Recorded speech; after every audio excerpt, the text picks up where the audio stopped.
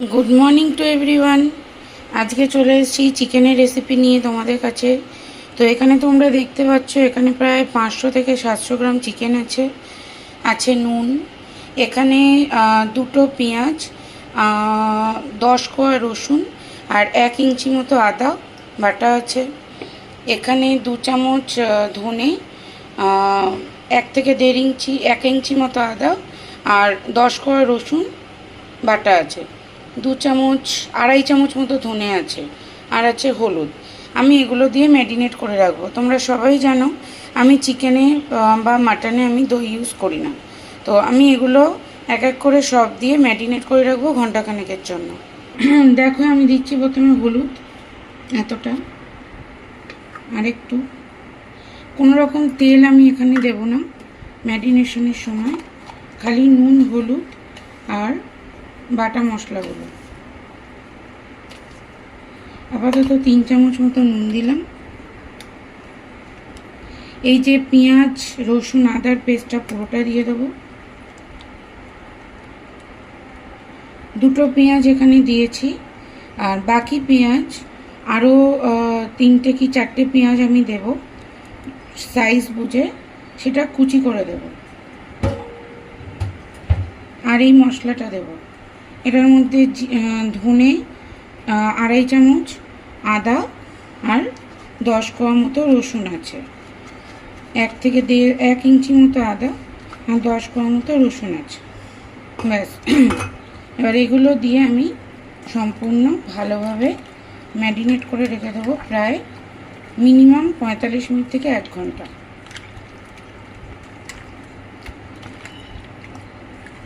কোনো রকম তেল দেবো না, মাংসের থেকে যে তেল ছাড়বে সেই তেলেই মাংস রান্না হবে। তেল দেবো রান্না করার সময়, কিন্তু ম্যারিনেশনের সময় কোনো রকম তেল আমি ইউজ করব না। তোমরা চাইলে লেবু বা ভিনিগার ইউজ করতে পারো, বাট আমি এখানে আজকে করছি না। আমি করি, আজকে করছি না।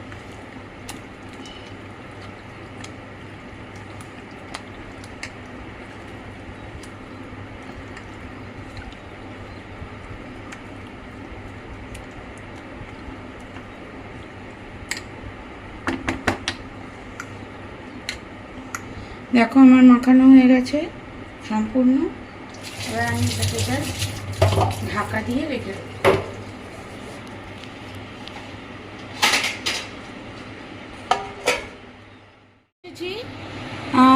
1 ঘন্টা হয়ে গেছে আমার মাংস ম্যারিনেট করা। আমি এবার সর্ষের তেলে মাংসটা করব। 1 চামচ, 2 চামচ, 3 চামচ, 4 চামচ। আর তেল দেবো না।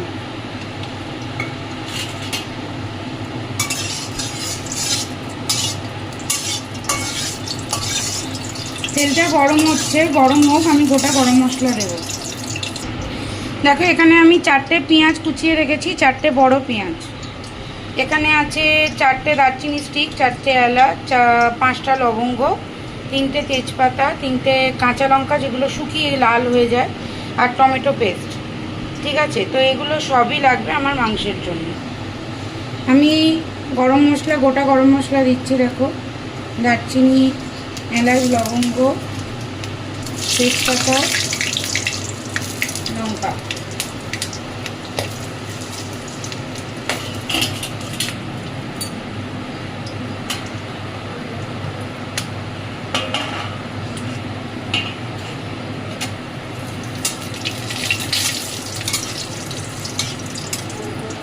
গোটা গরম মশলা দিলে ফাটে, আজকে আমারই তাড়াহুড়োতে ভুল হয়ে গেছে। একটুখানি নুন দিয়ে নেবে, তাহলে আর গরম মশলাটা ফাটবে না। আর দেব একটুখানি গোটা জিরে।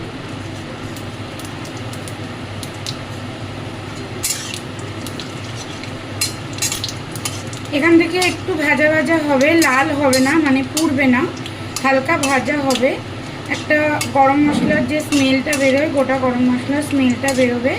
তারপরে আমি পেঁয়াজটা দিয়ে দেবো এর মধ্যে, কিন্তু পেঁয়াজ দিয়ে নুন দেব না।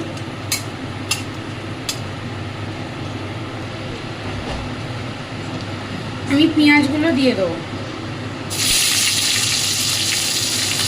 যখনই কোনো কিছু দেবে গ্যাসটাকে সিম করে রাখবে, নাহলে দেওয়ার সাথে সাথে তুমি তো নাড়াতে পারছো না, তো সেগুলো পুড়ে যাবে।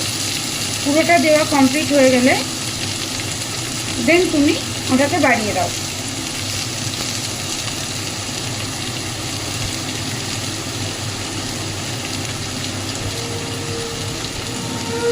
ম্যারিনেশনের সময় আমি 2টো পেঁয়াজ দিয়েছিলাম, আর এখানে আর 4টে বড় পেঁয়াজ আছে। এটাকে ভাজা করতে হবে। এবার আমি গ্যাসটাকে বাড়িয়ে দেবো।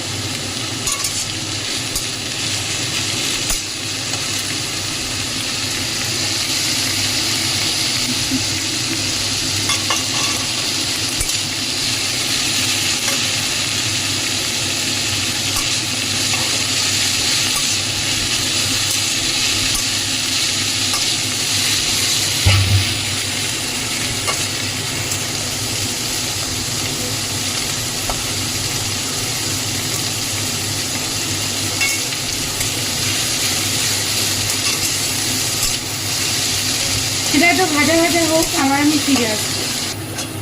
দেখো পেঁয়াজটা মোটামুটি ভাজা ভাজা হয়েছে। এবারে আমি এর মধ্যে দেবো চিনি। পেঁয়াজ ভাজার মধ্যে চিনি দিলে চিনিটা ক্যারামেলাইজ হয়ে যায়। 1 চামচই চিনি দেবো। ক্যারামেলাইজ হয়ে কালারটা চলে আসে। সেই ক্ষেত্রে লঙ্কার গুঁড়ো না দিলেও চলে, বা অল্প একটু জাস্ট টাচ আপের জন্য অল্প একটু দিলেও চলে, কেন কালারটা এর থেকেই চলে আসবে। এই অবস্থায় আরও কিছুক্ষণ ভাজবো। তারপরে দেবো আমি টমেটো পেস্ট। আর তোমাদেরকে আগেই দেখিয়ে দিয়েছিলাম আদা রসুন জিরে ধনে, জিরে তো দিইনি, আদা রসুন ধনে বাটা সব অলরেডি মাখানো আছে। টমেটো দেওয়ার পর একটু নুন দেবো।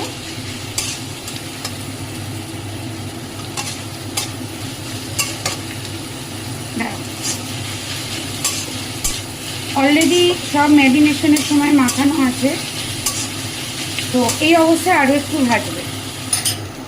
দেখো পেঁয়াজটা মোটামুটি ভাজা হয়েছে, ভালোই ভাজা হয়েছে, হালকা কালার চলে এসছে। আমি এর মধ্যে দেব 1 চামচ গরম মশলা। এটাকে মিশিয়ে নেব।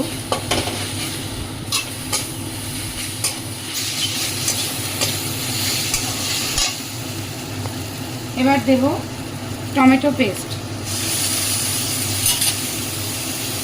এখানে 3টে টমেটো পেস্ট করা আছে, 3টে না, 2টো টমেটো পেস্ট করা আছে, সরি।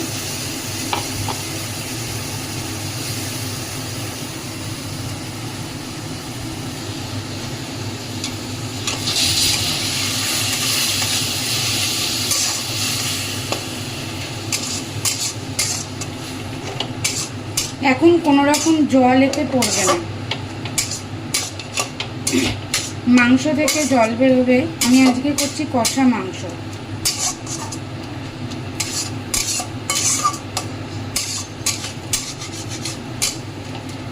গোলবাড়ির যে কষা মাংস হয় সেই রকম কষা মাংস আমি আজকে করছি। তো এখানে কোনো রকম জল বেরোবে না।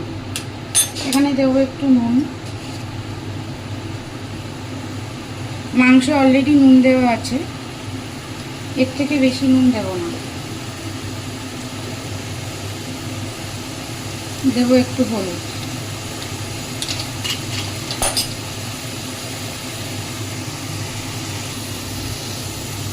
দেবো একটুখানি লঙ্কার গুঁড়ো।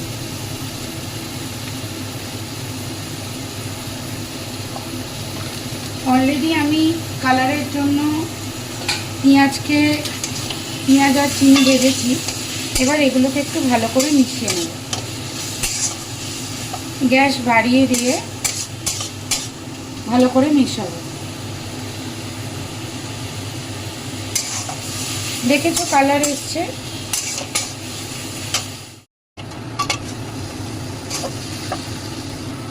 দেখো আমার মশলাটা খুব ভালো করে কষানো হয়ে গেছে। এবার আমি আস্তে আস্তে চিকেনগুলোকে দেব। চিকেনগুলো আমি 1 ঘন্টার উপরে ম্যারিনেট করে রেখেছিলাম। এবার পুরো ম্যারিনেশনের মশলা সমেত চিকেনটাকে আমি মশলার মধ্যে, ওই যেই কষানো মশলা হয়েছে যার মধ্যে দিয়ে দেবো। তো দিয়ে এবারে আস্তে আস্তে আমি চিকেনের সাথে মশলাটাকে কষাবো। ওকে, দেখো চিকেনের সাথে মশলাটাকে কষালাম। এবারে আস্তে করে আলুগুলো দিয়ে দেবো। আলুটা আমি আগে ভেজে রেখেছিলাম। আলুগুলো যদি এখন দাও তাতে ভালোটা কী হবে, আলুগুলো সেদ্ধ ভালো হবে, খুব সফট হয়ে যাবে, আর আলুর ভেতরে মাংসের যে জুসটা সেটাও ঢুকবে। এই চিকেনটাকে আমি অনেকটা গোলবাড়ির কষা মাংসের মতো করে করছি। যদিও গোলবাড়ির কষা মাংসটা মাটনের ওপরে হয়, বাট আমি এটা চিকেনের রেসিপি দিয়ে করছি। তোমরা যদি বাড়িতে ট্রাই করো, সেমভাবে মশলা আমি যেরকমভাবে ম্যারিনেট করেছি, যেই প্রসেসে করছি, সেম প্রসেসে যদি করো, দেখবে তোমাদের মাংসটা অ্যাজ ইট ইজ টেস্টটা, মানে চিকেন রান্না করছো বা টেস্টটা অনেকটা, স্মেলটা অনেকটা মাটন রান্নার মতো হবে। অদ্ভুত স্বাদ হয় আর লেস স্পাইসি, মানে কম মশলায় খুব সুন্দরভাবে মাংসটা করা যায়। দেখো আমি কিন্তু 4 চামচ তেল দিয়েছি, তার থেকে একটুও বেশি তেল দিইনি। 4 চামচ তেল, আর তোমাদের সামনেই যা মশলা ম্যারিনেট করা করিয়েছি, এরপরে কিন্তু কোনো মশলা দিইনি। তো এইভাবে যদি তোমরা করো, সেটা তোমরা খুব গরমেও খেতে পারবে, তাতেও শরীরে কোনো অসুবিধা হবে না, আবার নর্মাল সময়েও খেতে পারবে, তাতেও কোনো অসুবিধা হবে না। দেখো মাংসটাকে তো আমি কিন্তু এক্সট্রা তেল দিইনি, জলও দিইনি এখনও পর্যন্ত। আমি মাংসের মানে যে বাটিতে ম্যারিনেট করে রেখেছিলাম, অনেকে ওই জলটা দেয়, বাট ওই জলটাকে দেবে না। আমি দেখো আমি তোমাদের দেখালাম জলটা, ওই জলটাকে তোমরা দেবে না।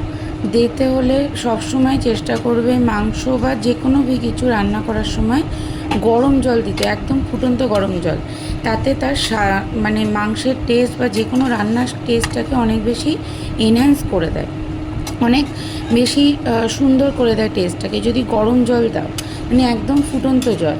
তো দেখো আমি ইলেকট্রিক কেটলি থেকে জল দিলাম, ঠিক আছে। মাংসের কালারটা দেখেছো, টোটালটা কিন্তু আমি রান্না করলাম ওই যে 4 চামচ তেল আর মাংসের থেকে যে তেল আর জল বেরিয়েছে তার উপরে। লাস্টে গিয়ে মাংস অলরেডি সেদ্ধ হয়ে গেছে, আমি আগেও দেখালাম তোমাদের, লেগ পিস থেকে হাড় ছেড়ে আসছে, মানে মাংস অলরেডি সেদ্ধ হয়ে গেছে। এরপরে আমি অল্প একটু জল দিলাম, বাকিটা মানে একটু তো ঝোল লাগে, একদম টাইট হয়ে গেলে ভাত দিয়ে খেতে খুব অসুবিধা হয়।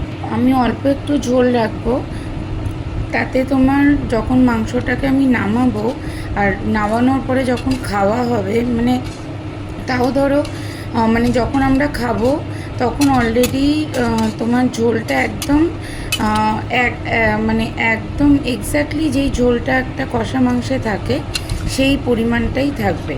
তাই দেখো আমি 1 কাপ মতো জল দিয়েছি, মানে আমি মাপিনি, বাট একটা চোখের আন্দাজ হয়ে যায়, সেই অনুযায়ী আমি 1 কাপ মতো জল দিয়েছি। এবার আমি ওটাকে চাপা দিয়ে একটু ফোটাবো যতক্ষণ না আলুগুলো সেদ্ধ হচ্ছে। মাংস সেদ্ধ হয়ে গেছে, আলুগুলো সেদ্ধ হবে, তো আলুগুলো সেদ্ধ হওয়া পর্যন্ত আমি মাংসটাকে ফোটাবো। দেখো আমার আলুগুলো সেদ্ধ হয়ে গেছে, লাস্টে 1 চামচ গরম মশলা দিয়ে আমি মাংসটাকে নামিয়ে দেবো। তোমরা বাড়িতে এইভাবে ট্রাই করে দেখো, অসাম টেস্ট হবে। আমার চিকেন কমপ্লিট, তোমরা দেখতে পাচ্ছ একদম গোলবাড়ির কষা মাংসের মতো পুরো সুন্দর কালার এসছে, মাংস আলু সব সেদ্ধ হয়ে গেছে। তো আমার রেসিপি যদি তোমাদের ভালো লেগে থাকে তবে অবশ্যই শেয়ার করো, লাইক করো অ্যান্ড সাবস্ক্রাইব করো, অবশ্যই কমেন্ট করো যাতে আমি আরও বেশি মোটিভেট হতে পারি। তো তোমাদের কমেন্ট আমাকে মোটিভেট করে, আমাকে আরও এনথুজিয়াস্টিক করে যে আমি আরও সুন্দর সুন্দর রেসিপি কিছু ইউনিক স্টাইলে তোমাদের সামনে আনতে পারি। তো হ্যাঁ, thank you to all of you. আর কমেন্ট করলে আরও বেশি খুশি হব। আর এই পর্যন্তই, তো আজকের মতো আমার ব্লগটা এই